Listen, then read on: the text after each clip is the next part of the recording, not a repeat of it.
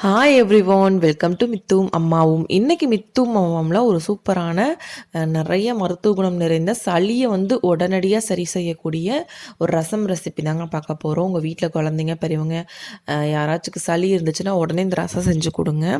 சீக்கிரமாக சளி பழுத்து வெளியே வந்துடும். இதை எங்கள் ஊர் சைடில் தலை ரசம் அப்படின்னு தான் சொல்லுவாங்க. இது எப்படி செய்யலான்னு சொல்லி பார்க்கலாம். இது எங்கள் பாட்டியோட ரெசிபிங்க. வாங்க எப்படி செய்யலான்னு சொல்லி பார்க்கலாம். இந்த ரசத்துக்கு தேவையான இன்க்ரீடியன்ட்ஸ் என்னென்னு பார்த்துக்கலாம். மெயினான இன்க்ரீடியன்ட் ஒரு 3 இருக்குதுங்க. அந்த தலை தான். தூதுவளை, அதுக்கப்புறம் மொசு தலைன்னு சொல்லுவாங்க. அதுக்கப்புறம் வாதனான் தலை. இந்த 3 தலை தான் மெயினான இன்க்ரீடியண்ட்டு இந்த ரசத்துக்கு.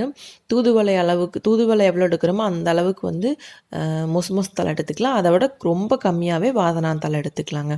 அதுக்கப்புறம் சின்ன வெங்காயம், பூண்டு நிறையா எடுத்துக்கலாம். அந்த ரசம் நம்ம எத்தனை பேர்த்துக்கு செய்ய போகிறோமோ அந்த அளவுக்கு எடுத்துக்கலாம். 2 ஈக்குவல் ரேஷியோவில் எடுத்துக்கலாம். அப்புறம் கொத்தமல்லி 2 ஸ்பூன், கொள்ளு 2 ஸ்பூன், 1 ஸ்பூன் மிளகு, அதுக்கப்புறம் கொஞ்சமாக சீரகம், காரம் ஒரு 5 மிளகாய் எடுத்துருக்கேன். காரம் கம்மியாகவே சேர்த்துக்கோங்க, மிளகு அதிகமாக சேர்த்துக்கோங்க. சுக்கு ஒரு சின்ன பீஸ் அளவுக்கு எடுத்துருக்கேன். இந்த தலைகள் தாங்க இந்த ரசத்துக்கு மெயின். உங்களுக்கு கிடைக்கல அப்படின்னா அந்த தலையை விட்டுட்டு மிச்சத்தெல்லாம் நீங்கள் பச்சையாக அரைச்சி இதே மாதிரி ரசம் செஞ்சால் கூட ரொம்ப நல்லதுங்க. கிடைக்காத பட்சத்துக்கு நீங்கள் அப்படி கூட செய்யலாம். பட் கிடைச்சா உடனே சளி பழுத்து சீக்கிரமாக சரியாயிரும். வீட்டில் இருக்கிறவங்களுக்கு சளியாக இருந்துச்சு அப்படின்னா இந்த மாதிரி நீங்கள் ரசம் செஞ்சு கொடுக்கலாம். நிறைய ஹெல்த் பெனிஃபிட்ஸ் இருக்குது இந்த ரசத்தில். இப்போ இதெல்லாம் நம்ம பச்சையாக அரைக்கணுங்க. வணக்கம்லாம் தேவையில்லை. பச்சையாக மிளகு, சீரகம், கொத்தமல்லி, கொள்ளு, அதுக்கப்புறம் தூதுவளை இலை, அதுக்கப்புறம் மொசு தலை, இந்த மாதிரி வாதனான் தலை, இந்த 3 தலை இதெல்லாம் போட்டு பச்சையாக அரைச்சிட்டு அதுக்கப்புறமா கொஞ்சமாக பூண்டு சேர்த்து நல்லா நெகுன்னு அரைச்செடுக்கணுங்க. அப்போ தான் ரசம் சூப்பராக இருக்கும். அதுக்கப்புறமா நல்லா அரைச்சதுக்கப்புறமா ஒரு கடாய் வச்சுட்டு அதில் தேவையான அளவு ரசம் தாளிக்கிறதுக்கு நம்ம நார்மலாக எவ்வளோ எண்ணெய் யூஸ் பண்ணுவோமோ அந்த அளவுக்கு ஒரு 2 ஸ்பூன் அளவுக்கு நான் எண்ணெய் ஊற்றிருக்கேன். ஒரு 5லேருந்து 6 பேர் சாப்பிட்ற அளவுக்கு நான் இந்த ரசம் வைக்கிறேங்க. இப்போ எண்ணெய் காஞ்சதுக்கப்புறமா இதுக்கு கடுகு சேர்த்திக்கலாம். சளி ரொம்ப கட்டியிருக்கு அப்படின்னா இந்த ரசம் செஞ்சு கொடுங்க. அதுக்கப்புறம் கொஞ்சமாக கருவேப்பிலை, அதுக்கப்புறம் ஒரே ஒரு தாளிக்கிறதுக்காக ஒரு வரமிளகா, அதுக்கப்புறம் சின்ன வெங்காயம் நான் கட் பண்ணி எடுத்து வச்சுருக்கேன். இதெல்லாம் நல்லா வதக்கிக்கோங்க.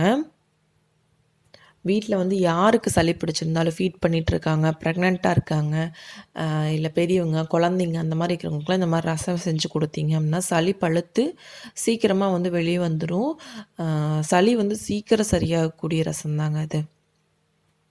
இந்த வெங்காயம் நல்லா வதங்கினதுக்கப்புறமா நம்ம அரைச்சி வச்சுருக்கோம்ல அதை இதில் சேர்த்திக்கலாம்.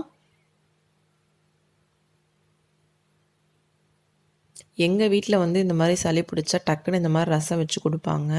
சீக்கிரமாக சரியாயிரும். சளி பிடிச்சதுனாவே இந்த மாதிரி ரசம், கோழிச்சாறுன்னு சொல்லுவாங்க, நாட்டுக்கோழி குழம்பு, அதுக்கப்புறம் நண்டு சூப்பு இந்த மாதிரி தாங்க செஞ்சு சாப்பிடுவோம். சீக்கிரமாக சளி சரியாயிடும். இப்போ இந்த அரைச்சி வச்சுருக்க பேஸ்ட்டை ஊற்றிட்டு அதுக்கப்புறமா நம்ம ரசத்துக்கு நார்மலாக எவ்வளோ தண்ணி ஊற்றுவோமோ அந்த அளவுக்கு தண்ணி ஊற்றிட்டு கொஞ்சமாக மஞ்சள் தூள் சேர்த்திக்கலாம். அதுக்கப்புறமா இந்த ரசத்துக்கு தேவையான உப்பு, அதை கல் உப்பு சேர்த்திக்கோங்க. இப்போ இதெல்லாம் நல்லா மிக்ஸ் பண்ணி விட்டுட்டு